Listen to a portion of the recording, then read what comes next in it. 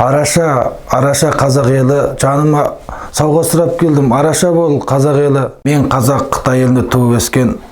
Аты жөнім Қастер Мұсахан. 1989 жылы 9 февралда дүниеге келгем.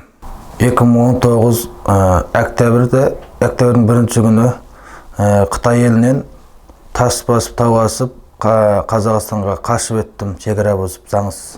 Менің туып өскен жерім Қытай Халық Республикасы, Шинжаң Ұйғыр автономия автономия облысы, Тарбағат аймағы, Дөржін ауданы. Мен Қытайда саудагер едім, мал саудасымен шұғылданам.